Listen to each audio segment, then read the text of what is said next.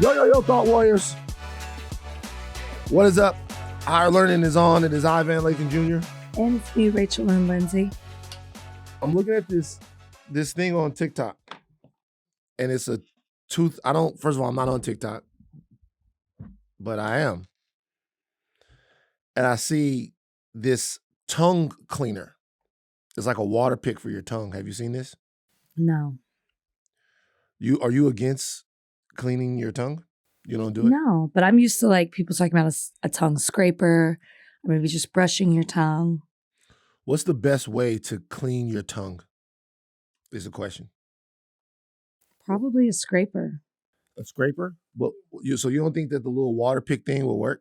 I thought that was for like flossing.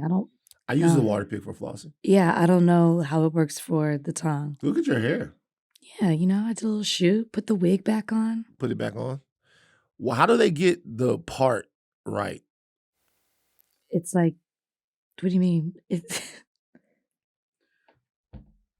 looks exactly like your skin. Is there makeup on the part? There's a little makeup on the part. There's a little. What? Yeah, that's what they do. So they put a little makeup on the I did a shoot on Thursday and I put it on and I was like, I'm just gonna keep it for a little second. It's been a long time since I've done the long hair. Did so they put the wig on, and then they get some makeup and they put it on they pat it because they're making sure it matches the skin. It's interesting. When I did CNN, they put the makeup on, and the lady didn't even have to match the makeup. She just looked she eyeballed it. She just knew. She's a professional. I would hope so. And then that first day, this hat was making me really sweaty, and I kept wiping the sweat. So now you feel that's kind of how it is to have a wig on. Makes you hotter. It's like a hat on. Hotter? Yeah. Yeah. Are you allowed to talk about who does your wigs? I don't try to pretend like it's my hair, so I do. But there are a lot of people who they're not allowed to, they don't talk about it. I used to know a lady who did wigs, and there were all of these NDAs with the people. Oh, like professional people. Yeah. They want people to know that they had the wigs on. Like, here's the thing, guys. We know. We know when you're wearing a wig. Wig recognizes wig. Wig recognizes wig? That's what I say. So we know. If I'm doing another Lay 10 next week. Top 10 wigs? I don't want to do top 10 wigs because I don't feel like I have. I want you to. We could do that. But like maybe you can do. I don't know. I don't feel like I have the authority to do top 10 wigs. Okay. But who has the best wig game? Beyonce. It's Beyonce. Hands down, Beyonce. I mean, right now she's wearing her hair, even though people try to say it's not. It's her hair because she's promoting her hairline. But like when she's performing, the way she has to dance and move her head around and the wind blowing, Beyonce's wigs are the best. Beyonce about to be up. She's already up. By the time it's over, Beyonce gonna have $3 or $4 billion. Because this next couple of decades, she's only 42 or 43 years old, allegedly. But this next couple of decades. Wow, she went down in age. What do you mean? She's like 45, right? What are you talking about? Beyonce. She was born in 1981, officially. So 43. Yeah. Okay. So this next couple of decades, Beyonce is going to have such a windfall of money from the amount of things that she can sell and products she can put out there. I'm talking about she's going to eclipse so many other people. So Ivy Park, I think she's learned lessons. Ivy Park, House of Darion didn't really work. However, she's going into places now where she has more of a direct. Like what? The liquor. And then you think the liquor's gonna pop? I think the liquor's gonna work, man. I think people are What's gonna want to. What's the name of it? It's called Sir Davis. I think people are gonna want to drink Beyonce. Like drinking Sir David is like you're drinking with Beyonce. I think it's gonna work. I don't know. I like that people are venturing into business, right? Like I'm a big Fenty girl, right? When I do my makeup, it's pretty much all Fenty. This perfume I wear, Fenty. Like I'm really into it. I don't know. There's something, it works for Rihanna. Like Rihanna has created an enterprise over there. It just hasn't hit the same because Beyonce has the perfume. She's got the hair products. It's not landing like that. Sacred. People love Sacred. It's going to. The hair and the liquor, I'm telling you, over the next couple of decades, into her 40s, into her 50s, Beyonce is going to be, she's going to be an unparalleled mogul, because I think that she's finally hit the spot where the aloofness, the celebrity, and the power can be leveraged into branding. Yeah, it's weird when I see like the events for Sacred and Beyonce's taking pictures with people. I'm like, but she's Beyonce. I feel like she's above it. Above what? It's just weird to see her like, because before I just feel like you couldn't get close to her. Now she's at events with influencers taking pictures, promoting her products. It's just different. It's just gotta get the bread. I know. No, I know. Oh, speaking of that, Donnie, do we have Beyonce and the Country Music Awards in the show? We need to do that. I want to talk about that. Let's talk now. You want to talk about it? Okay, so look, you guys, this is interesting. Beyonce not nominated for any CMAs. Right. She got no nominations. Dolly Parton. Mm-hmm. That's how you know a nigga grew up around criminals. Pardon. Yeah. Pardon. Yeah, my uncles needed some of them Dolly Partons. We ain't getting none of them Dolly Partons. You know what I'm saying? 15 years. The Lathan/Ellis family never met a judge that liked us. Never. We never got any. And you never were shown any mercy. No, we all in the courtroom, we waiting for the shit to come down. It's like, okay, cool. We know he did it. Okay. We want him to get better. We know he did it. So maybe the judge did too. Let's just hope we get the maximum's 15. Let's hope we get 8, 9. You know what I'm saying? Let's get 30 years. What the fuck? Now we gotta pack lunches and ride up to St. Francisville. Anyway, Dolly Parton basically backed the CMAs. She was all over Beyonce's album, was kind of an ambassador on that album, easing Beyonce's transition into country music for the album, which was fantastic, by the way. I love the music. I loved it so much. Fucking great. You know, it had a hold on me. But Donnie, if you can put in here, she says, I don't think it's a matter of shutting out, like doing that on purpose. I think it was more of what the country charts and the country artists were doing that do that all the time, not just a specialty album. It was a wonderful album she can be very, very proud of. And I think everybody in country music welcomed her and thought that that was good. Cabo Carter was released on March 29th. It spent 4 weeks at #1 on the country albums charts, and Beyonce was the first Black woman to top that chart. Now, you would think that an album that spent 4 weeks atop the country albums charts would garner some type of nomination or recognition from the CMAs. It did not get that. Dolly says it's not about shutting out Beyonce, quote, quote, hint, hint. It's not about race. It's not about culture.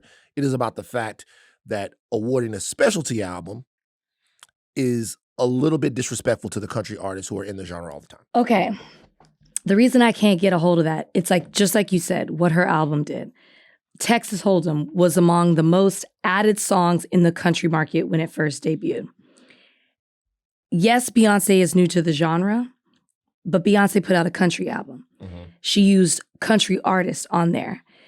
To say it's a specialty album is unfair when Post Malone is not country. Mm-hmm. And he got nominated for Single of the Year with his song For Morgan Wallen. Why doesn't Beyonce have any songs that were nominated as well? One could argue that Post Malone that's a specialty as well. There is an answer to that. Tell me. This is what I've heard. All right. By the way, I'm not saying that Beyonce Song of the Year as well, by the way. I'm not saying that Beyonce shouldn't have been nominated for anything. I'm not saying that. But there's an answer to that question. This apparently is the answer to that question. Beyonce never went to Nashville. Yeah. And she never endeared herself with the country community down there in Nashville and went around and did the whole Nashville thing. And I heard they were asking her. They wanted her to. Yeah, yeah. Apparently Post Malone did. Post Malone made it Post Malone made it a point to go down there, move to Nashville for whatever time that he did and touch the roots. He immersed himself into the country culture. And that apparently went very far as to how seriously people take him as a country artist. And, some of those songs, they have Morgan Wallen, the N-word guy, right? Wallen, mm-hmm. N-word dude, mm-hmm. Nigger, country guy, nigga. Mm-hmm. He should he's bounced back from the whole nigga Oh situation. yeah, you know he's doing songs with Lil Durk, Moneybagg Yo. Why you gotta bring them up? I'm just saying he bounced back. He put rappers on his shit. Why? Am I lying?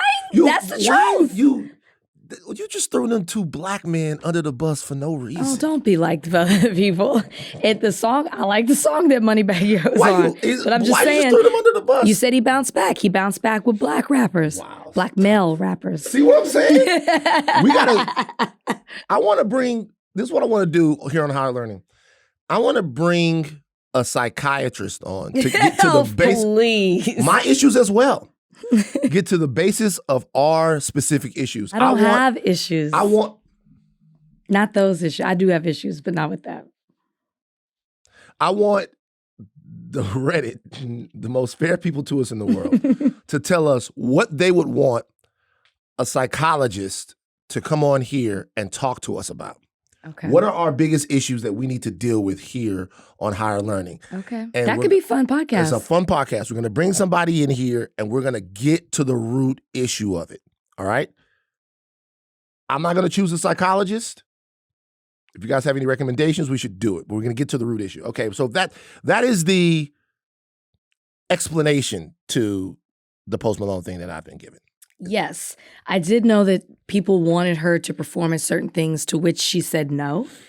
I don't think Beyonce did this for recognition. Yeah. From this awards, CMA. I think that she did it for the very reasons that she explains in the music and the album. Mm-hmm. You know, like letting people know we've been doing this thing. We've been pushed out of this thing. She did it. She uplifted other Black country music artists that had been in the game for a long time in a way that only really she could. This past Stagecoach, everybody who was on her album, pretty much, I think except for two of the women, performed at Stagecoach. This year they announced Stagecoach, only one, Shaboozey. Shaboozey. Only one. Not. I mean, they could be added later, but as of now, none of them are back. So Willie, Tanner, Brittany Spencer. Beyonce gave them this. Well, not they Beyonce all didn't had give sets. them. First of all, let me say this real quick. She didn't give it, yes. Let me say this. Beyonce gave them. All of those people, Tanner Adele, Brittany Spencer, Willie Jones, those people are fantastic artists. Yeah. Beyonce didn't make their career. Right. She helped shine some light upon them, and I'm glad that people are paying attention to them, but like, those people have been grinding in country music and doing their thing for a long time. Beyonce didn't make their careers. But it's interesting that they won't be back at Stagecoach this year, at least as of now. That is very interesting. Yeah. Happy birthday to Willie Jones. Happy birthday to Willie Jones, man. Shreveport, right? Shreveport. One of the worst towns in America. Shout out to Willie. Wow. Well, 50 Cent's doing some things down there, bringing a lot to the city. 50's doing a lot in Shreveport. Yeah. You know, 50...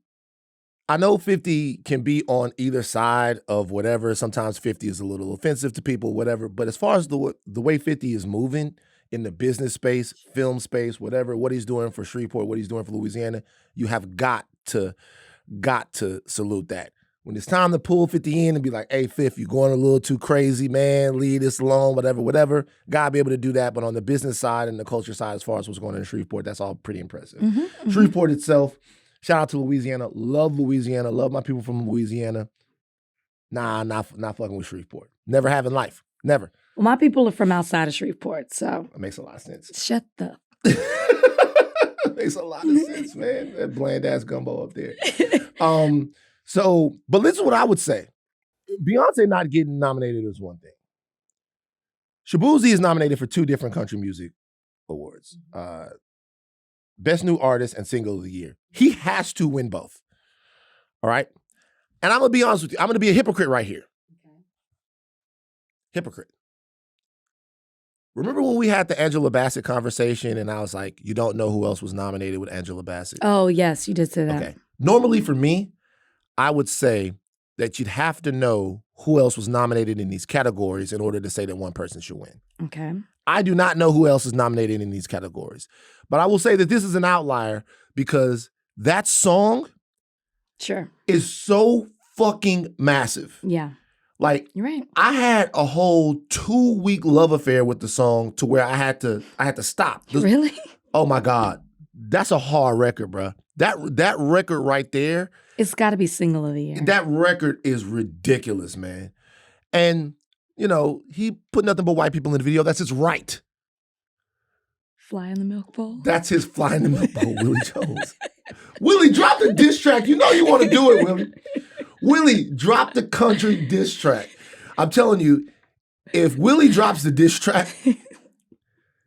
Willie, don't do that. If Willie drops the diss track, Michael Rubin going to be like, see what I told you? But like Willie dropped the diss track. But I'm saying that song is... Every time I look at the top 10, because, you're looking at the top 10 to see where Not Like Us is and all that stuff is, people are posting, it's still up there. Shaboozey, a bar song. Shaboozey, a bar song. Shaboozey, a bar song. Shaboozey. 7 weeks at number 1. Yeah, he rightfully deserves it. It's crazy. And normally when something is 7, you wouldn't say that it was huge. You'd say it's nice size. Mm-hmm. But this particular situation right here, 7 weeks, that's a big number. Yeah. That's a big number. You missed that joke, by the way. Yeah, I did. I didn't catch it. You're so pure. I think I tuned out for a second. You're Am I? Yeah, you're so pure. You're so pure. That's another thing we're gonna have the psychologist talk about. Well, we know how I grew up, so at the same time, I want to say something. The people wanted to hear you read the Mark Robinson unedited. They like the edited versions, what I got. They like the edited version, but they wanted to hear. We got to do Rachel After Dark. I don't. Like we have to do Rachel After Dark. The people wanted to hear it. I don't want to do it. I said it. I read it. I played along. You did. Some of y'all niggas is perverts, though. I'm gonna tell you straight up. Why? What is it? Some of these niggas. Some people hit me up like, "Yo, man, you think I could get the unedited Rachel reading the Mark?" I'm like, see, that's why we ain't doing what? it. Yeah, that's why we bleeped it. Thank you, Donnie. Even Donnie had to hop on for that. I'm like, you think I'm bullshit? No, people I like, don't. Man, you think I could get the unedited Rachel? I'm like, nigga, get the fuck off my phone. What you on right now?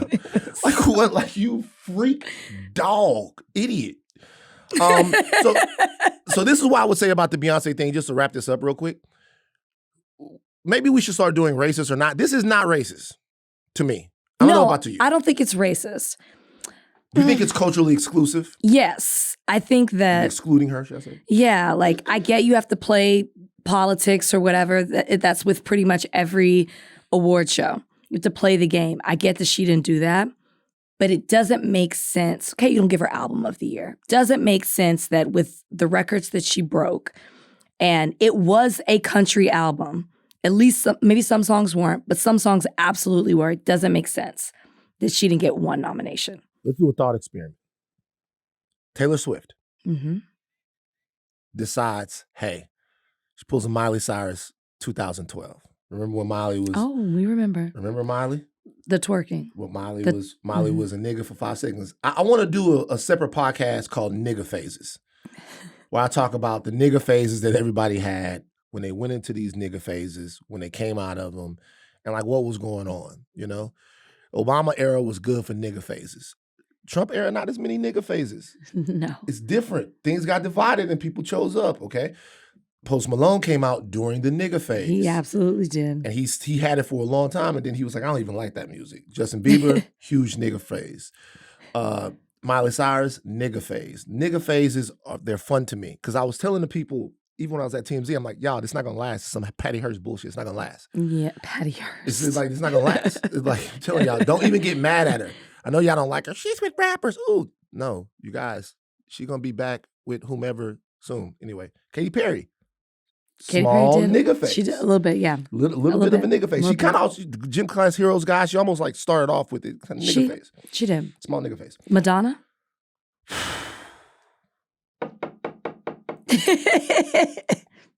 Later in life. Did she? Remember when she was like kissing Drake on stage? And I feel like there was a little bit, she got the BBL. It's late. Maybe I could. She was doing the like she was. She was changing up her look. Yes. Yeah. But that's a good one. See, we could argue that. J-Lo, nigga face for sure. They shot her right out that bitch. J-Lo was sure. like, whoa. Too much of the streets, guys. Okay. I saw Christina Aguilera. Nigga face. Nigga Face. Then she did a whole album with DJ Premier. Like Justin Timberlake. Oh my God, Nigga Face. Nigga faces. Then they come out of the nigga face. They don't stay in the nigga face. There's so many different ones we could talk about. People that had this little nigga phase, and then they're like, nah, this life not for me. Justin Bieber ruined activists. It's niggas still back home in Louisiana that want to drink lean, that they're mad at Justin Bieber. Why? Because activist was the codeine or the promethazine or whatever. It was the brand of choice, the pharmaceutical brand of choice, right? They loved it. And, Justin, it was kind of under the radar. Everybody was drinking lean. They still drinking it, but it was kind of under the radar. And Justin Bieber started drinking lean, and he got the activists and all of that stuff. And then it became a national problem. And so they went after it, and now niggas couldn't have it anymore. I didn't realize that. Because Justin Bieber was hanging out with Rick Ross. Name a white person who hasn't come out of the phase. Machine Gun Kelly. Oh, no, he did. He did.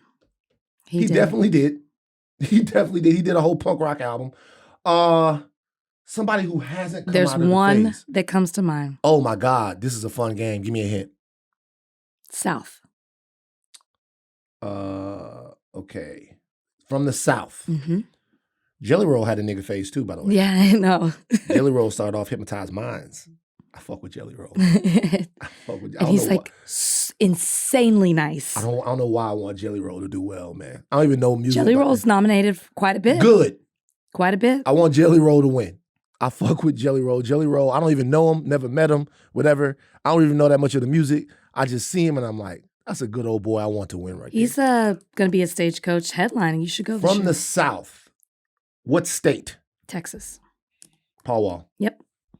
That's not a phase though. That's who he is. It's not who he is. Yeah, it's not a phase, man. That's why I said there's one. That's not who he is. It's not a phase. No, See, I agree. You would want to say that you have to invite Paul Wall to the cookout, but the problem is when you get to the cookout, he already gonna be there.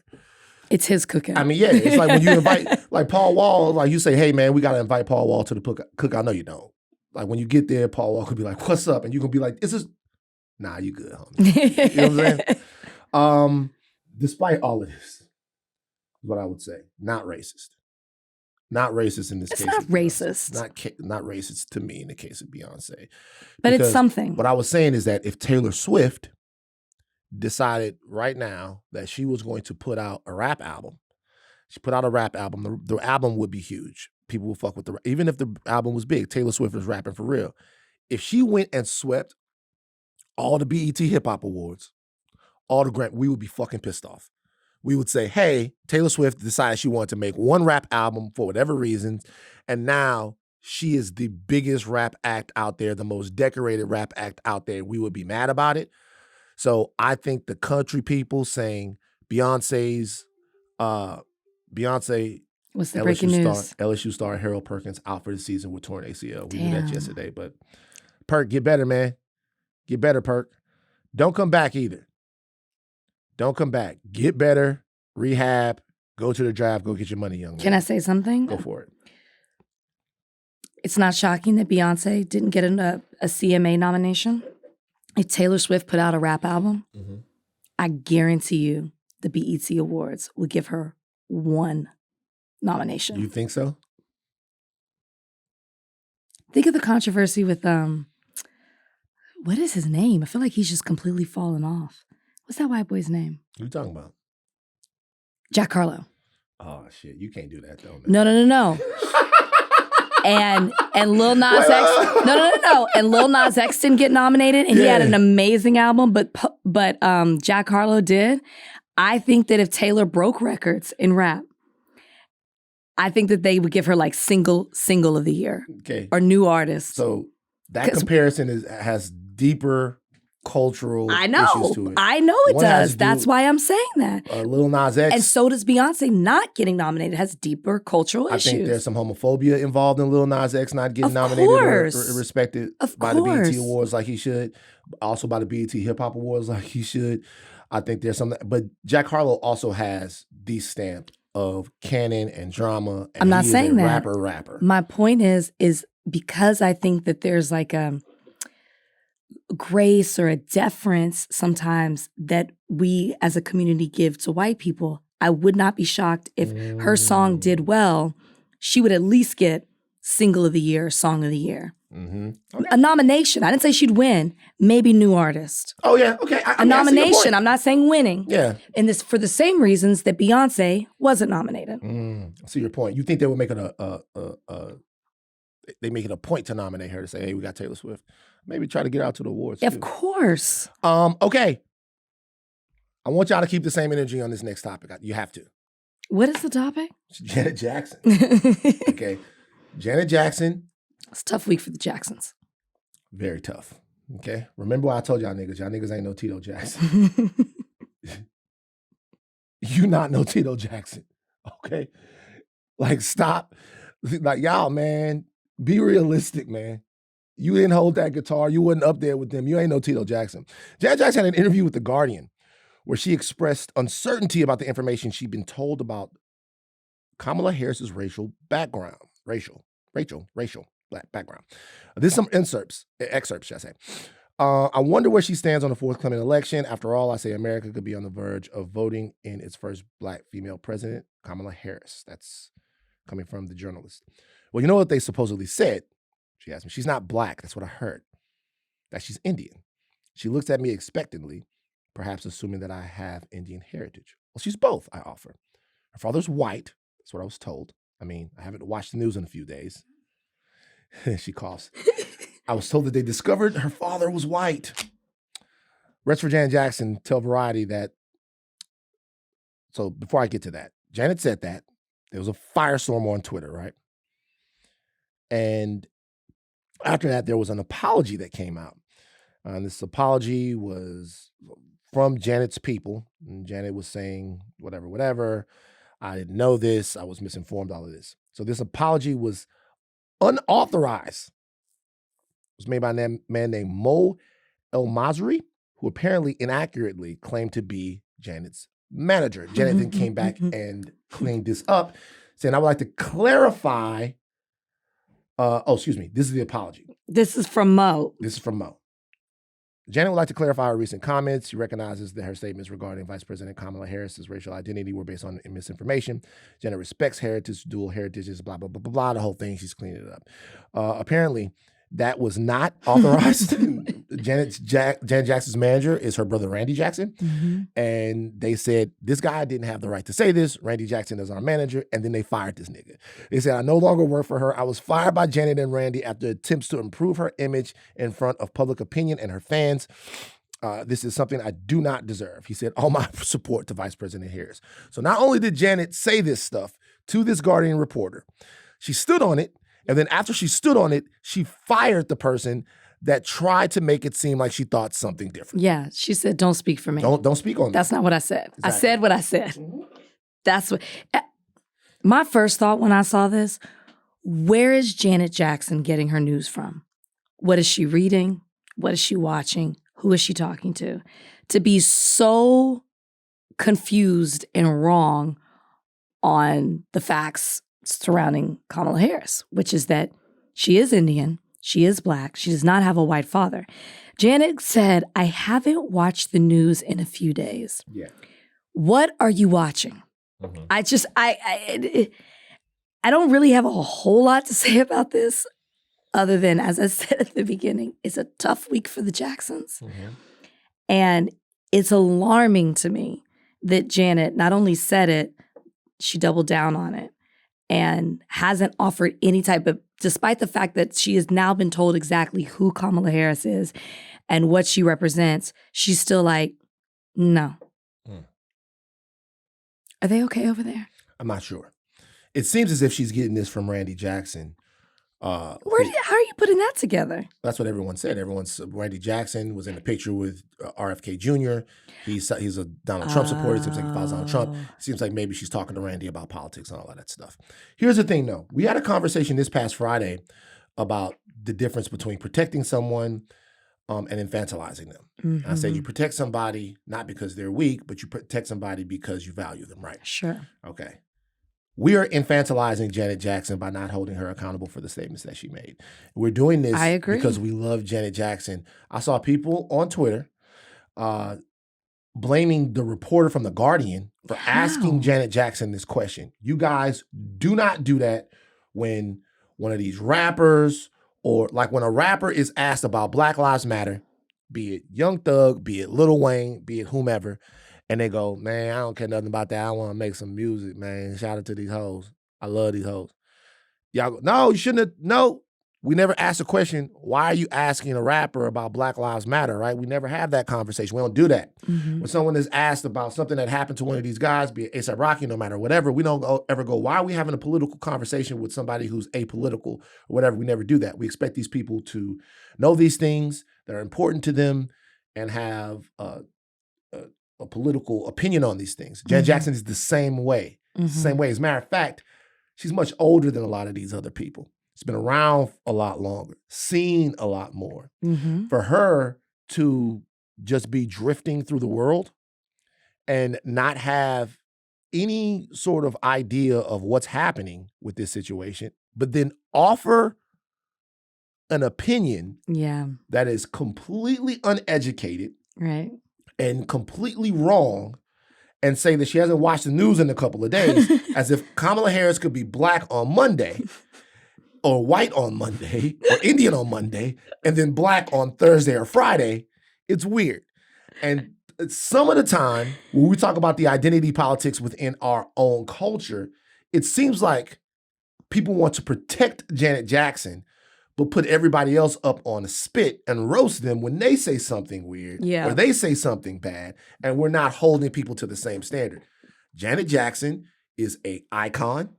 She is an amazing person in terms of what she's been able to accomplish in her career, but we don't know her politics, and we've never known her politics. No, which is why I'm shocked she even took that question. And so my thing is, if it's time to kick somebody's ass for repeating tropes about the vice president, saying things that are untrue, Janet deserves to get her ass kicked as much as anybody else. Yeah. I'm actually shocked that they're letting this linger for as long as it is. I don't know if she really does believe it, or because Randy's her manager and She said it. Or is she... now I sound like I'm protecting her, and I'm not. I know she said it, but like, is she just repeating what Randy's telling her to? Like, it doesn't seem like there's any in-depth thought or analysis with it. It just sounds like she heard it and she's repeating it. I don't know.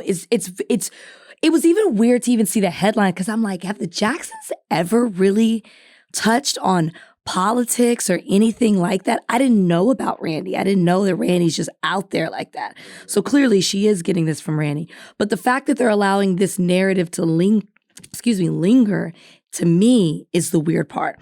Now, I did see something where they said, we're still grieving over the death of Tito. So they I saw that somewhere. Did you see that? No, I didn't. But I don't know. I'm not sure. I think that this interview took place prior to that. I think it did too. Yeah. But I mean, in regards to the response. Coming out and saying something. Yeah. But it's weird that they have not addressed it, because it's not like she said, hey, I don't agree with Kamala Harris's politics. She said just outright lies. She's not Black. I heard her father was white. Kamala Harris's father is not white. This guy he's a Jamaican guy. A black Jamaican guy. You know what? Can I say something slightly? It's interesting, though, that when Kamala Harris is talking about her upbringing and stuff, it's very heavy on her relationship with her mother. I know. And there's a lot of times, like, not a lot of mention of her father and all of that stuff. I've thought about that, because I don't know if it was the DNC. I think it was a DNC. I was like, we know her mother has passed away. And I was like, is her father still alive? He is. But I wonder what the relationship was. It must not be. I mean, I know her parents divorced. And maybe her dad was successful. But I'm like, he didn't seem to be there. He doesn't seem to be around. They don't seem, I don't know if his health is okay. But yeah, I've had the exact same thought as you. That's crazy.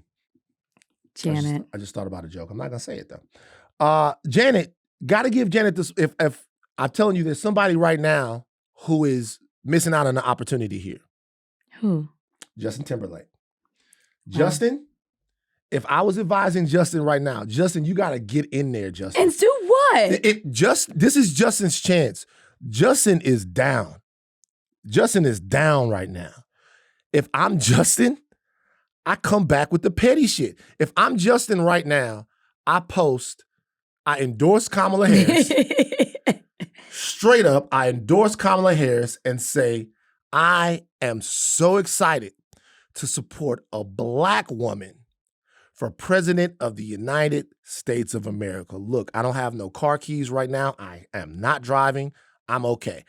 But I'm clear-headed, and I'm supporting Kamala Harris right now. But he's got to go deeper. He's got to be like, it's so beautiful to see her with her upbringing of a mother and father who immigrated to this country, an Indian mother, a Black father. They built, like that's how he has to do it. Justin got to do it. Justin, if you don't do that, you pussy. I'm serious. Justin has got to do it. Justin has to come out and really take advantage right now. Funny. Justin fucked up back in the day. But Janet has shown no cultural weakness. Janet been on code basically just by being Janet Jackson. Yeah.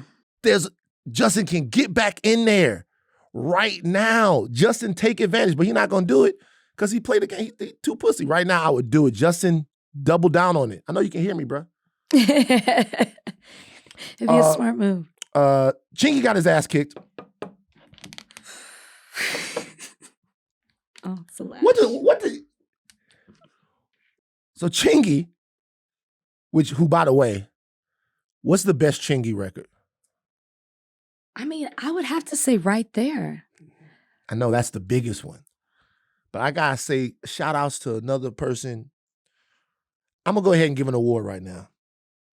And it's hard to give awards like this because you never know. Right? You never know. Every time I do this, it turns out that somebody had like 5 people trapped in a dungeon in 1997. Jeez. I'm gonna give an award right now. This award is for most solid nigga in the industry. And if I'm wrong about this guy, don't ever listen to what I say right now, ever again. Who? Jason Weaver. Oh, yeah, you do love yourself some Jason Weaver. I'm giving an award right now.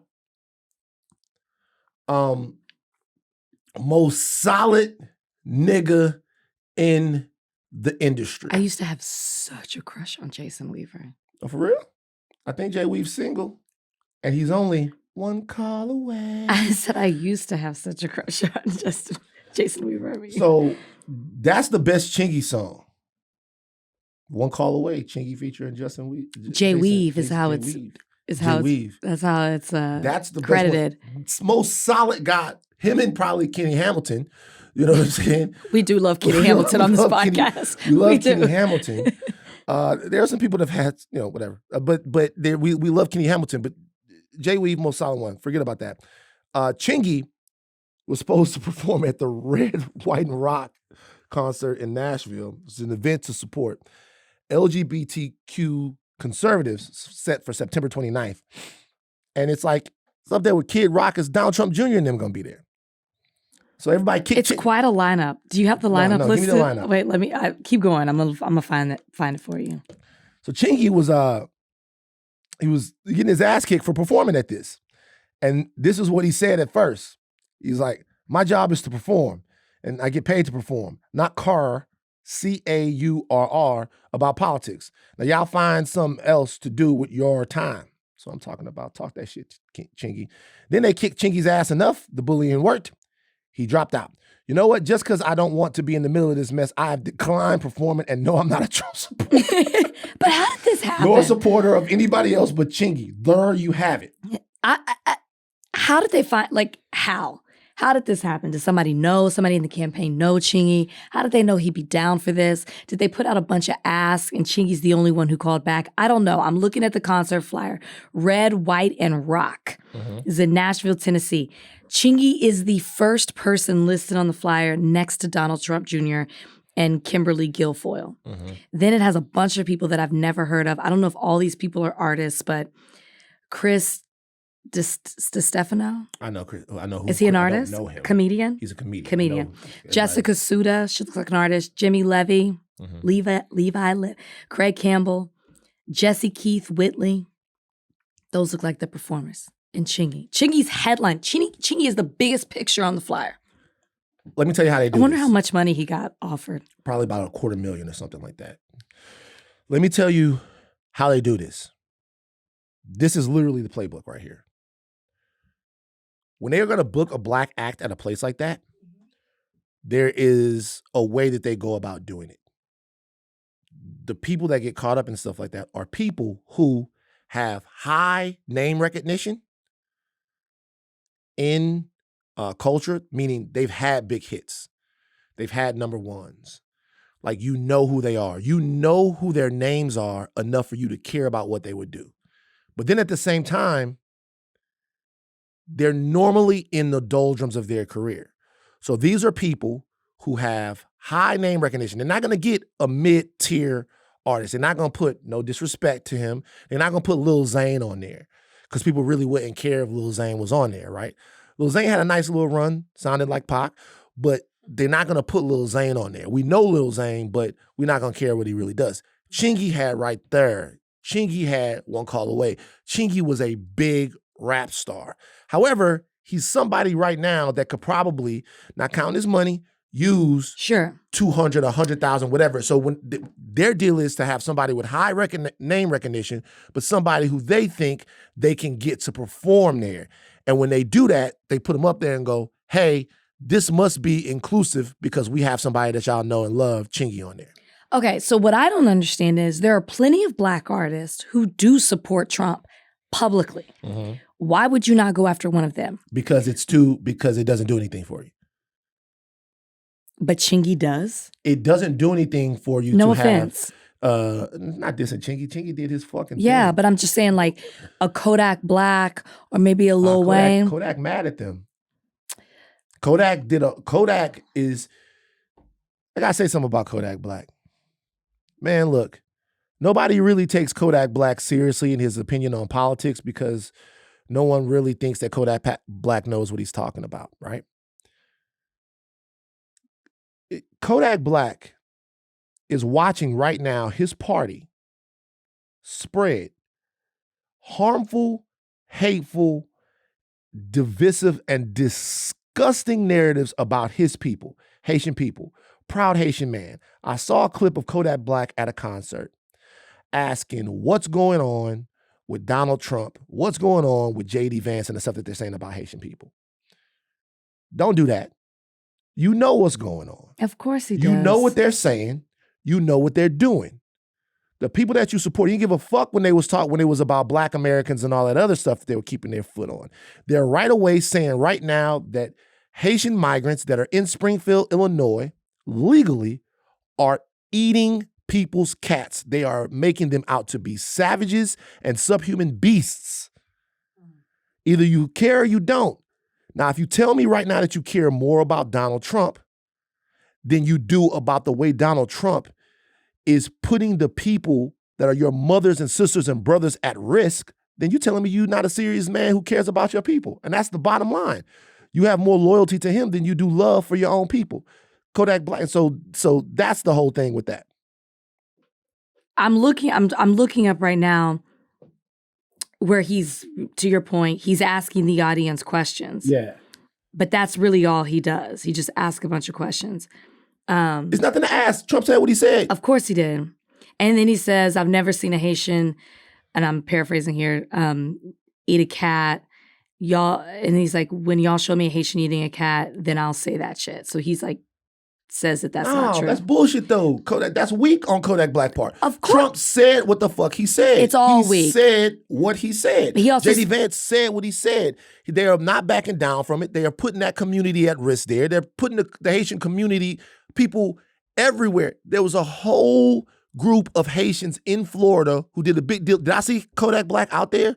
What is the deal with Donald Trump's nuts that make all of these people I agree. turn on who they are and what they are to stand next to somebody who don't give a fuck about them? He further says, after knowing the whole thing about eating pets and the way that he's talking about Haitians in such a disparaging way, he goes on to say on stage, I ain't with that Kamala Harris shit either.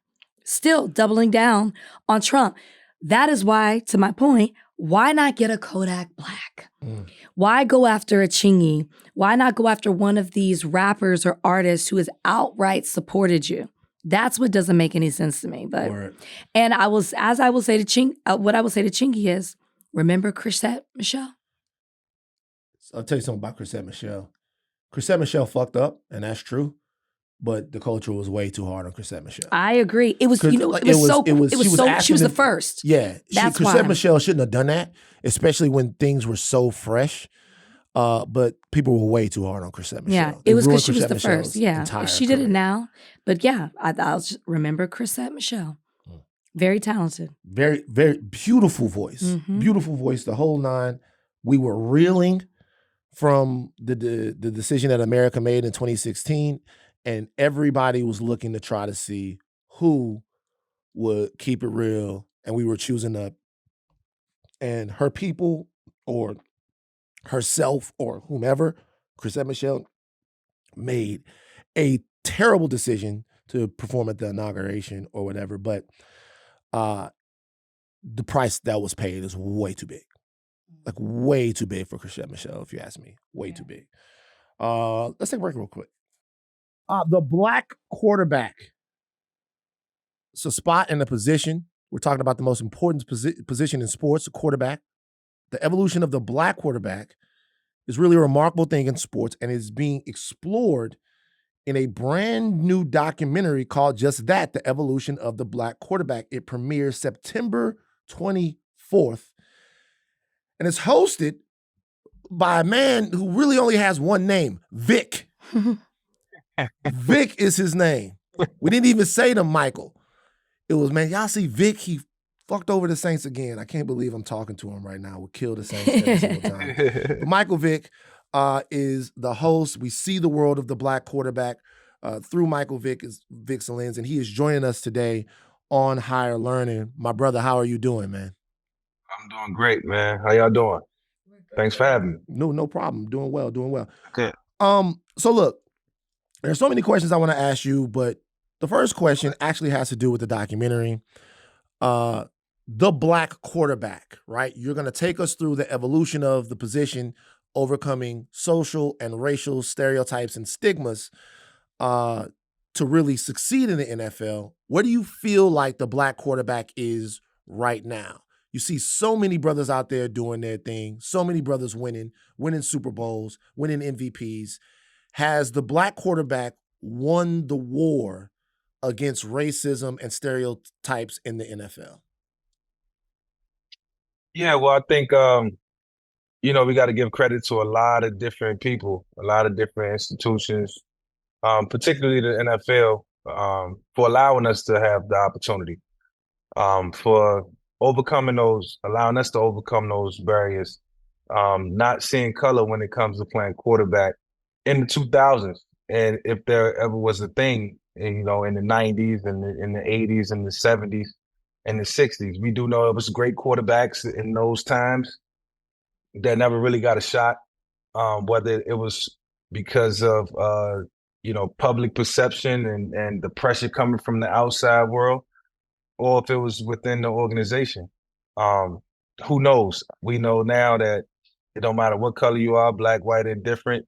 You can get drafted number one on draft day. You can be black and get drafted number one, and it's a normal thing. Nobody's going to say, yo, bro, another black quarterback went number one. Nah, we done been there and done that. So I give the NFL a lot of credit for helping to break barriers, for taking the step, and allowing us to be us, allowing us to have equal opportunity. And, without the owners and general managers greenlighting us to be in that position to be the leaders of their football team, we don't get these opportunities. So change came from the top down, man, and the integrity of the league is at its highest right now. You've talked about this being a dream project for you. Can you talk a little bit about the importance of this, and then what it means to a new generation as may not know about the evolution of the black quarterback? Yeah. From the time I got drafted, man, it was a lot of hardships. I was told that, my style wasn't sustainable, that I needed to be a pocket passer. In 2005, a Sports Illustrated article came out. I was on the cover, and the title was "I Am a Quarterback." I was fighting because they were, the media or whoever It's funny, I'm part of the media now, so I know where the sources was coming from. Was saying that my style wasn't sustainable. I get hurt. You got to be a pocket passer. It's just not going to work. I fought hard, and I stuck to my guns to be a dual threat, to be myself, and not knowing that was going to influence the next generation of quarterbacks, the Lamar Jacksons, the RG3s, the Cam Newtons. I fought hard for that, man, and you know, I didn't change my style of play, and if I did, then we probably wouldn't have a Patrick Mahomes or Lamar Jackson or Jalen Hurts. You know, those guys probably would have been trying to be pocket guys, or who knows. So now we have the quarterback position where whether, like I say, if you can run and you can throw it, and you're white or you black, you can play quarterback in the NFL, and that's just where we at. You know what I'm saying? So, you know, it was a lot of dismal moments for me where, you know what I'm saying, I wish I wouldn't have chose to play quarterback, but to keep fighting and keep pushing for what I believed in changed the whole generation of quarterbacks that came after me. So, but it was those that came before me that continued to push me. Donovan McNabb, Randall Cunningham, Steve McNair, you know what I'm saying? As I saw those guys come into the league, you know, and watch them play, it made me want to continue to just stay on my path. I just did it a little different than everybody else, more faster pace, and it was more dynamic and explosive. And so I think they picked on me a little bit more because maybe it wasn't the norm, but now it is. Your style of play actually changed the mold, not just for the black quarterback, for the quarterback period. Most of the quarterbacks that we see now have at least some sort of dual threat element to them. Josh Allen can run it. Yeah. Joe Burrow can run it a little bit when he gets in trouble. Yep. These guys are a little bit more athletic. They can get outside the pocket and pick up extra yards and keep drives moving with first downs and stuff like that. Yep. The guys that you talked about before you, and I remember even dudes like Jeff Blake. I remember guys like, you know, in the Saints, we had Aaron Brooks, Dante Culpepper. All of these guys can run a little bit. These were successful quarterbacks, though. These guys were guys who could win you games. Why do you think it was your style, though, that actually changed the position? Yeah, because like I just said a few minutes ago, I did it different. How differently, though? What you mean? I was faster. I was more explosive. I was like a running back with the ball in my hands every play, playing quarterback. I was a running back that basically could throw. So I could drop back and go the distance, go 80 at any given moment. So can you imagine what coaches who had to defend me and play against me, what they were saying to themselves behind closed doors? Yo, I want a guy like that. How could you not? I mean, it was one thing to see, you know, Donovan, and not taking away from with their style of play. I'm just talking about style of play. Donovan, Dante, Warren, you know, pocket passing guys that can run. But when you saw me, you saw something different. You saw a blur. You saw a guy with an arm. You saw a guy who the game was changing. I won't necessarily say changing, but it was a lot of coaches looking at me saying, I would love to have a guy like that. Or I would love to have a guy like that. Then guess what? Then you get Cam Newton. You get RG3. You get Kaepernick. You get Russell. So, you know, years later, you get Lamar. You get Jalen. You know what I'm saying? You get Kyler Murray. You start getting guys that look like me. And so that was something like I say, I had to fight for. I could have just been like, yo, nah, I'm going to just try to become a better pocket passer. And I did that. But I was like, you know what? At the same time, I'm going to still be dynamic. God blessed me with the ability to move my feet and run fast, and I'm going to use it. And I didn't know that was going to change and revolutionize the position. And that's why I did this doc, because people always come to me and say, yo, you changed the game. I'm like, yeah, but without watching Donovan and without watching Steve McNair, I wouldn't have continued to dream of being the best quarterback that I could be. It just happened. I was a little faster than everybody. Like you say, Aaron Brooks was amazing. My cousin, Aaron Brooks was an amazing quarterback. As consistent as they come. Dante Culpepper. You know, so it was the 1999 draft, man, that I really think set the tone, man, for me as a kid in college, young man in college, wanting to continue to push to be a quarterback, regardless of, you know, what I heard of the stereotype. Watching the documentary or the docuseries, it's kind of emotional because you're not learning just or watching just what it is to be Black in this country. You're seeing what it is to be a Black quarterback in this league Yeah. and how there were years where there was no Black player at all in the NFL. Yeah. I'm curious, like what, as you were talking to like those that came before you and them talking about not being drafted and knowing that they had better stats, better records than Yeah. some of these white quarterbacks, what is it that you learned about yourself as you were embarking on this journey and, you know, talking through with some of these legends? Yeah, well, I feel like we all at some point, you know what I'm saying, had a setback. You know, somebody, you know, whether it was Warren who had to go play in Canada, or if it was Doug who was cut after winning the Super Bowl, Tony Dungy who had to switch his position and go play another position. You know, I feel like we all was like at some point told, even that, you know what I'm saying, when he first stepped into the Dallas Cowboys locker room and, you know, somebody told him, like, you can't be a black quarterback for America's team. We all had a moment where somebody told you, yo, bro, nah, you can't be a quarterback in the National Football League. Or for me, they told me I couldn't play quarterback in college. And, you know, sometimes words do hurt.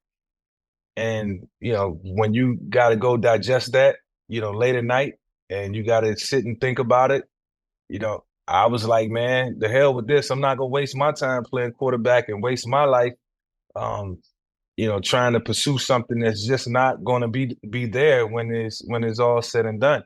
So I might as well go play running back, or might as well go play another position, because those guys barely made it. And that was just like 5 or 6 years ago or 10 years ago. And like I say, the 1999 draft happened where, you know, Donovan went number 2. Andy Reid drafted him. Jeffrey Lurie, Philadelphia Eagles, who had a history of drafting black quarterbacks or bringing in black quarterbacks. And then Achilles Smith was drafted. Dante Culpepper went to the Minnesota Vikings with the 8th pick or something like that. And Sean King. And I'm looking like, oh, hold on. It seemed like some doors opening up. I can continue to pursue this. My game, just like Donovan. You know, Donovan was the person that I idolized. And so I just felt like, man, that was just a stepping stone to make me continue to believe and push. So, you know, I learned that we all had to go through, you know, obstacles, and we all was doubted at some point. But, you know, to, you know, come out on top and come out on the other side of it, we all had played a part in changing the game and revolutionizing the position. You know, you gave the NFL a lot of credit earlier, and I feel you, but black quarterbacks had to take it, Mike. They had to take their respect. You know what I mean? There was a part of the culture of the NFL that sometimes didn't believe that a black man could lead a team, weren't leaders, weren't smart enough to digest playbooks, and black quarterbacks had to come into the league and win. Quarterback is a hard position to hit on. You know, they had to come into the league and win. They had to win Super Bowls. They had to win MVPs. They had to win Pro Bowls, and then that started the change in the game. That's what kind of started this whole. That's what kind of started this whole project. You know what I'm saying, so to speak, and especially talking to my friends, it was like, bro, I wonder if the offense is, because I know what an NFL offense is. It's complex, it's sophisticated as a mother. I'm telling you. Yeah. And I'm like, damn, was the systems back then just that much that's so complicated that you couldn't understand it? And so I wanted to go back and just try to find some playbooks and go through some offensive systems. That's kind of how the idea was originating. I'm like, yo, I want to know why it wasn't, you know, sustainable or attainable, you know, for a black quarterback. Was it just that much complicated? Because I know what it took for me to learn it, and I'm like, yo, damn, I was able to pick it up after a while for sure. But I know Warren was smart, and I know Doug was smart, or was they just not given the opportunity to do so? Or was it outside pressure from the world? Because look, in the 70s, it was a different time, bro. It was segregation, it was all that. So was it, you know, outside pressures from just fans and media? Maybe they just didn't want to see that.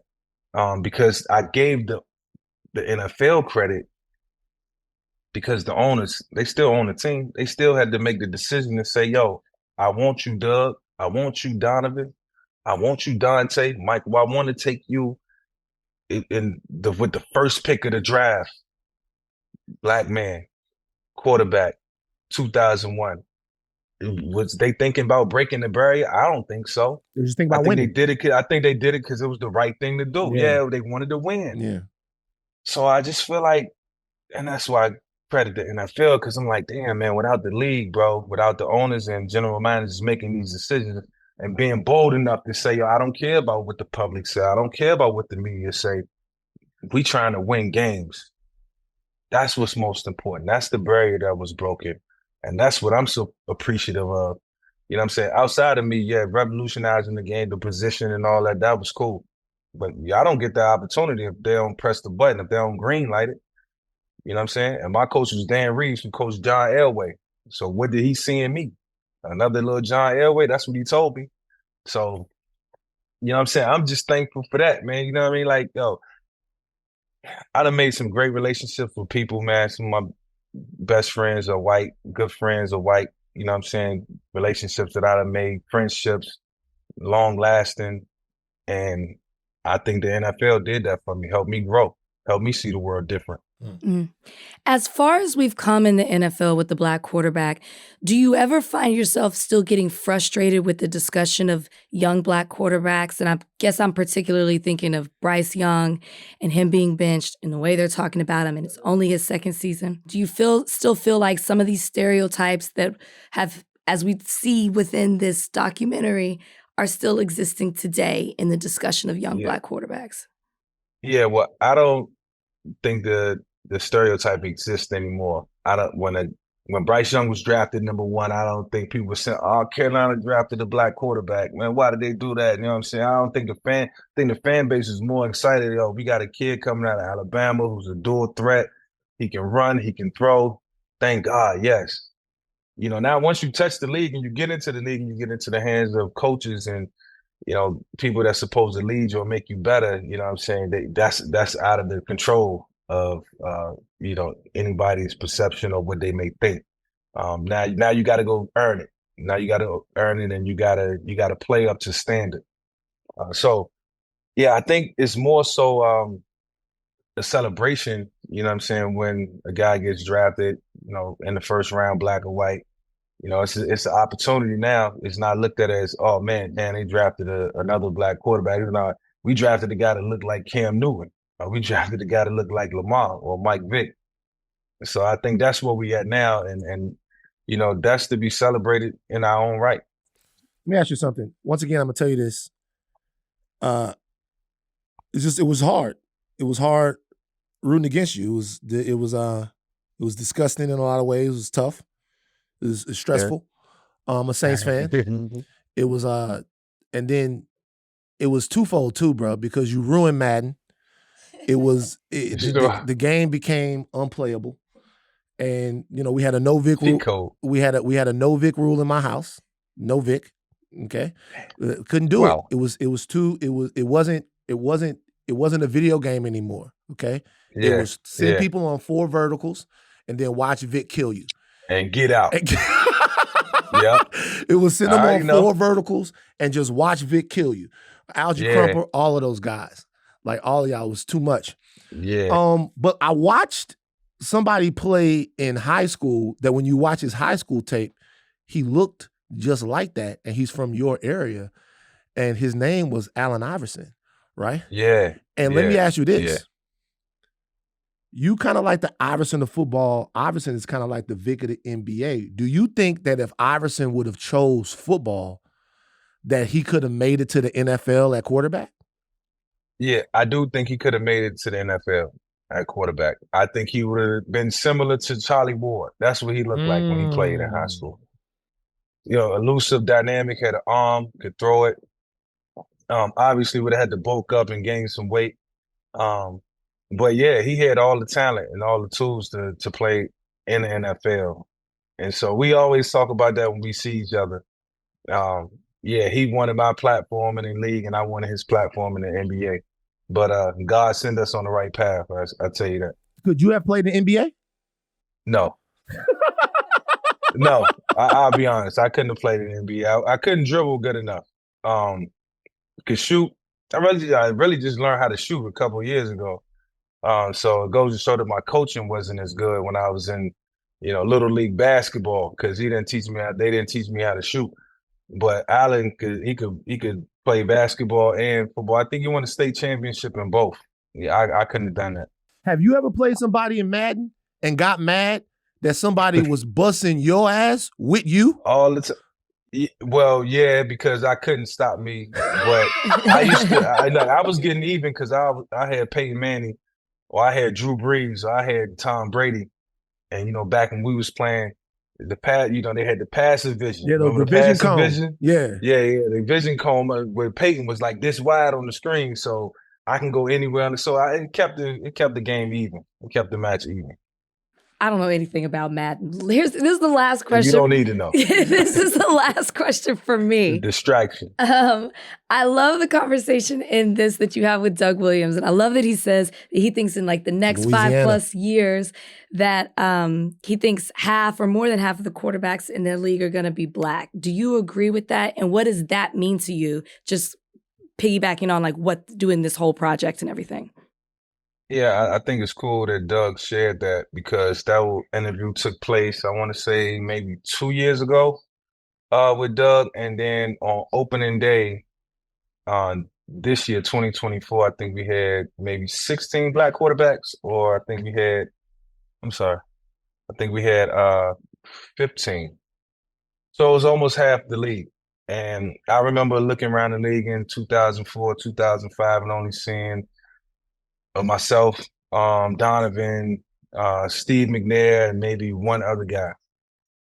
And then maybe 4 or 5 years later, it still was like 4 or 5 of us. You know what I'm saying? It became the norm. And so, and it was a regular thing. But we was always proud that somebody got the opportunity to be, and we always counted the numbers. Like I won't say that I didn't deny that, I didn't pay attention. Because I always said to myself, man, there'd never be another quarterback in the NFL to look like me. Never. Until Lamar came. And so it's just so good to see. Doug spoke it into existence 2 years ago. And maybe he's seen the evolution of the game and seen the change. And once, I came into the league, and then, Donovan and Cam Newton and all these guys. So, I know they pay attention and they calling it like they see it. The documentary is The Evolution of the Black Quarterback. It comes out September 24th. Vic, I'm going to let you go, but I got to get you back for all of the pain that you've caused me, the Saints on the game and all of that stuff. So I'm going to put you on the spot real quick, Mike. I need you to give me your top 5 Black quarterbacks of all time. I'm not asking for the best. I'm asking for Vic's list. Vic's top 5 Black quarterbacks of all time. Of all time, okay. All right. So, in no particular order, I'm gonna just say Lamar from what he's doing, Patrick from what he's done. Got to put myself in the list. Got to put Doug in there for being the first Black quarterback to win the Super Bowl, and then Russell Wilson for being the second. Wow. You know it. You came off the top with it. Yeah, I was asked that question earlier, so I feel like I've been prepped for it. When I was asked earlier, I couldn't give it.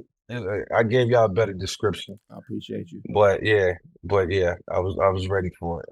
My mind was conditioned for that question, even though I didn't know you was gonna ask me. I feel you. Well, I feel good about my answers. Yeah, it's very good answer. Very good answer. Bruh, wish you all the success. You meant so much to sports, man.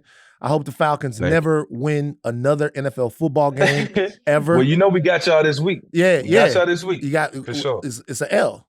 So yeah, I'm gonna tap in. Nah, man, we coming off a tough loss last night, yo. We coming off of a tough loss. Okay. Yeah, we coming off. I'm gonna hit you on the gram. Hit me on the gram. What's up. It's a L, and the no Vic rule. The no Vic rule still exists. Is it home game? Is it in Atlanta or is it in New Orleans? It's in Atlanta. It's in Atlanta. Y'all gonna I lose. think it's in Atlanta. Y'all gonna lose. Whatever. We'll see what I think it's in Atlanta.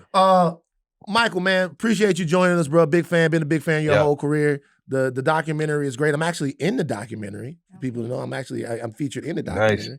Nice. So we'll continue to push and break barriers. Very proud of what you've been able to do in your post NFL career as well, man. Thank you for joining us on Higher Learning. Thank you. Appreciate it. Thank you.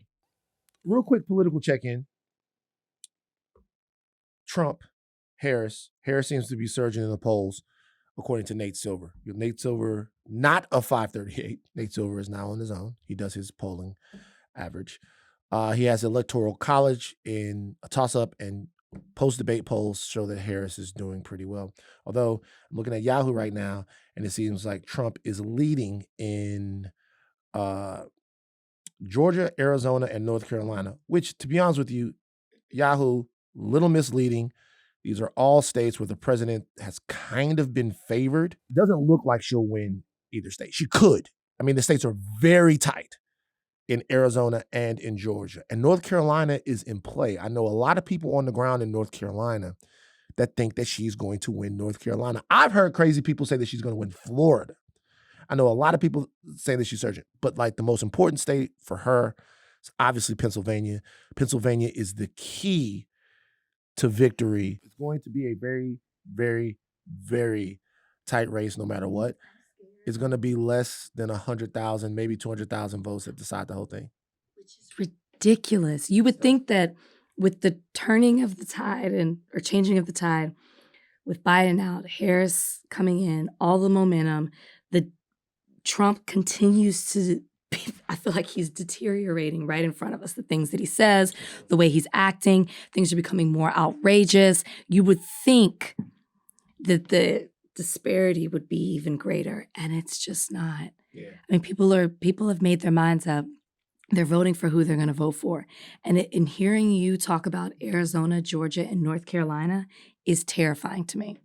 I don't know. I feel like I'm in La La Land a little bit about like, it's going to be Harris Walz because it has to be. It just has to be. That's what I just keep telling myself. And then when you say these numbers, it brings it back. It brings it back to reality. I think North Carolina is really in play, particularly with nudeafrica.com becoming such a big deal. You saw that Mark Robinson fired, or not fired, a large portion of Mark Robinson's campaign team. Bounced.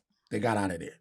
Nudeafrica.com was a bridge too far. You just love saying, did you look into it? Did I used to be on Nude Africa? You've heard of it before? Yeah. I mean, like it's common knowledge. Look, I've never heard of Nude Africa ever. I was on a different message board, okay? I was on BGOL, Black Girl Online, okay? It's on a different message board, okay? But nudeafrica.com was a big time message board. I never quite went there. I never looked around there. I never did any stuff like that. But, you know, different people have these personalities when they're on these message boards, and that's where they get all of their shit off, right? That's where they get all of their shit off. That was bridged too far for a lot of people that got out of the race. And I also think that a lot of those people that moved away from Mark Robinson don't want to be tainted by association with him now. Yeah, but will that translate into the presidential election? It could affect him at the top of the ticket because it makes the Republican establishment in North Carolina look so incompetent, right? And if she wins Pennsylvania and North Carolina, it's over. If she wins, It'd be great to get Trump to make a comment about Mark Robinson. If she holds down, J.D. Vance has kind of talked about it a little bit, and he hasn't really dismissed Mark Robinson or denounced him. He's kind of just in the way. But if she holds Pennsylvania, she wins. If the blue wall holds, she wins. But if she wins North Carolina, it will be very hard for Trump to win. It's getting tight. Everybody, don't think that there's any one thing that could happen that would make this a slam dunk for Kamala Harris. It's going to be tight. You got to turn out. You got to get your friends to turn out. And make sure you're registered to vote. I've been hearing a lot of conversation, even particularly in my own family, where people go on to check, and for some reason, they're no longer registered to vote. Mm-hmm. I don't know what's happening. I've seen it. Whoa. Happens all the time. You have an unruly stomach. Did you hear? That was rough. Yeah, it's tough. My stomach's even angry. Yeah. You guys, in California, I've heard that happening to people. In Texas, I know that that's happening to people. So please make sure, don't assume that you are registered to vote. Get on there, check, send the websites to your friends to make sure that they're doing the same thing. Do your due diligence because, as you just pointed out with the numbers, like, we all need to be on deck. Yeah, and look, vote for whoever you want to vote for. Like no, vote for Harris Walls. I'm not doing that. The reason why I'm saying that is because, I'm not doing that. Like, I know who listens to us. I get it. Do your thing. But I will tell you that some of these people are clown shoes. I'm sorry I got to say this. Like Jill Stein, it's clown shoes. It's a clown shoe situation over there with Jill Stein. She's having the worst couple of weeks that I think I've seen any candidate. She wanted more opportunities to talk, and she wanted to be featured in more spaces. And I think that has backfired in a lot of ways as people have learned more about Jill Stein. Now, listen, the policies the very populist policies that you see the Green Party standing up for, and I do think that Butch Ware is actually a pretty impressive person, but I'm concerned about Jill Stein's ties to Russia. I'm concerned about some of the people that she's been involved with in the past. And I'm also concerned that she is somebody who doesn't have a real political vision. Except with Russia. She's an idealist, which is fine, but I'm not seeing a lot of structures being talked about that lead us to mission accomplishment. So a lot of my friends on the left and a lot of the people that I'm talking about, my extreme lefty friends, are making Jill Stein out, I think, to be a more serious candidate than she actually is, in my opinion. And I think the more we learn about her, the more we go, nah, probably not. Harris Walls. It was never a thing for me. Yeah, it was never a thing for me anyway. All right, look. Jerry Jones, man. No. The Cowboys, no. No, I said it. I'm not talking about the Cowboys this season. I'm just not. College players. Jerry Jones want to know what your dick is like. Before you get drafted to the Cowboys, Jerry Jones want to know what that size and what that girth mirth is like. He looks at a player. He doesn't just look at his ability to cut, his stop and start, his leverage, his balance, his power. Jerry Jones looks between your legs and he want to see that black horsepower or that pink horsepower or that brown horsepower. He was watching the game with Jerry Jones and the game almost became a freak off. Just realized what you said. Because pink or brown horsepower. Pink or brown. The game almost became a freak off. They were at Cowboys practice and he didn't know that Jamie was live streaming on Instagram, and this is what Jerry Jones had to say. That's pretty good right there. He showed balance. 5'9.5", 210. 5'9", 210. 4'1". Okay. 9 3-inch head. 8.5-inch dick. I really wanted to be like, is it possible that he was talking about something else? And then 8.5-inch dick. He said it. It just doesn't even make sense. Well, of course it makes sense. How does he know? I mean, it makes sense because he's a slave owner. I'm telling you, this is the little shit y'all gotta look at. Y'all, that's why y'all gotta go watch Drum. Like this is the little shit that you look at. Hey, this is a strong black buck. Boom, boom, boom, boom, and look at this, and look at this, and then he grabs him by the junk, and like, look at that, and then this is the like. He does that. No, but that's the shit they be wanting to do. Like this is it. Boom. Why you talking about that man dick, man? I don't know. What does his dick have to do with his ability to play football? I have nothing. I can't say anything to it. Yeah. And I won't. This is why the Cowboys lose. Another loss this week. This is why the Cowboys lose. The Cowboys lose because Jerry Jones should be concerned about offense, defense, schemes. Should be concerned about paying CeeDee Lamb, Micah Parsons, but he's worried about these guys and the sizes of their dick. Jerry, I love Jamie Foxx cut the live stream off right away. I can't. The look on his face was like. So what we're talking about, Jerry, that's not what we were talking about. We weren't talking about anybody's meat pistol. Pew pew. Jamie Foxx won't be invited back. Probably not. Probably not to that type of situation. You know, it's just funny. We talked to Michael Vick, and we talked to him about the NFL owners, and he gave a lot of credit to the NFL owners for black quarterbacks and the ascension of black quarterbacks and all of that stuff. I think Mike Vick's a great guy. I think the players, like I said before, I think they took that from the owners. To win now, you have to be a little bit more dynamic. And I think that Vick and the rest of the guys that he was talking about are the reasons for that.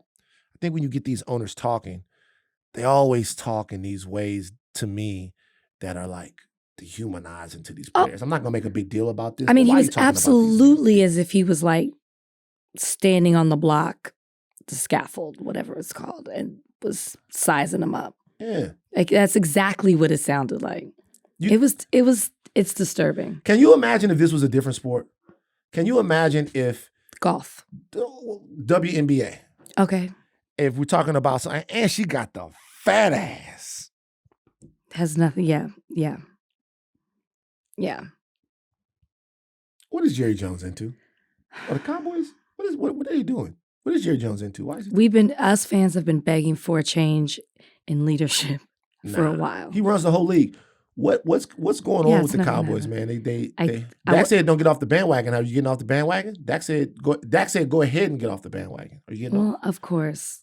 You're off the bandwagon? No, I'm never going to be off. I'm a diehard fan. I Yeah. went to the Rams game yesterday. I was watching the Cowboys game during the Rams game. Happened to be sitting next to another Cowboys fan. Right. I'm tired. I'm not talking about it. I'm sticking to my guns. I said I am not talking about the Cowboys this season. I'm not going to talk about them. I have nothing to say. Texas is the best team in college football. You haven't even Amazing. mentioned a peep. We said that last week. When you tried to do this last week, I said haven't- Texas is number You one. haven't even mentioned a peep about them. They're number one. I said that last week. LSU can't fucking stop anybody. But you know what LSU is? Entertaining on TikTok. why? They're always tripping out. The sellies. That's what they're good for. A good old dance in the end zone. We do our thing, but we can't stop nobody. We played decent in the second half yesterday. I want to say something else. As critical of Colorado's program and Deion Sanders as I've been, there is still magic in Shedeur Sanders' arm. They were able to win a game against Baylor. That's literally the worst loss I've seen in a long time of watching college football. Dave Aranda, that's a fireable loss on Baylor's part. That's a fireable loss. But all you can ask your quarterback to do is make that throw and win that game. Shedeur Sanders did something. They continue to play all the way to the whistle. Give credit to Colorado. They're 3-1. Yeah. And it's exciting. And That's it's what I want to exciting. see. Give credit to Colorado. They're 3-1. They got a great quarterback and they got the best player in college football. We'll see how the season continues to go. College football is fan-fucking-tastic right now. All right, we're going to go. Thank you to Michael Vick.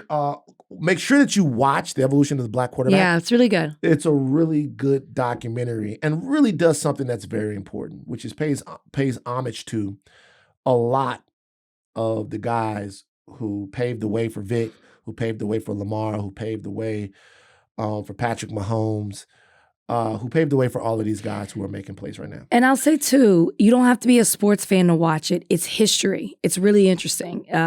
And one of the things that I love the most in the first episode is the nod to HBCUs and how these greats would not be here without the HBCUs. That's where they went. Whether it was Doug Williams, they even talk about Walter Payton, who's not a quarterback, but they talk about Jerry Rice as well. These people came, they're greats. The best of the best came from HBCUs. And so they give that nod to them, which I've really enjoyed watching as well. Yeah. All right, guys, look, getting out of here. Don't sleep next to your phone. Apparently foreign governments can hack your phone and blow it up. What? Or hack your different devices and blow it up. Don't sleep next to your phone. It's very spooky out there. Okay, put your phone in a different room. Y'all be safe. Be safe. I don't know what the hell's going on. Take the caps off, but do not stop learning. I am Van Lathan Jr. I am Rachel Lynn Lindsay. Are we getting a Van Layton? We're getting a Van Layton. Next week or next episode? Week, we're getting a Van Layton next week. Let them know. It's a very special Van Layton. I'm not going to tell people. I'm going to surprise people about it. Wigs. You want to do the wigs? See, I can't do the wigs because I don't know enough about it.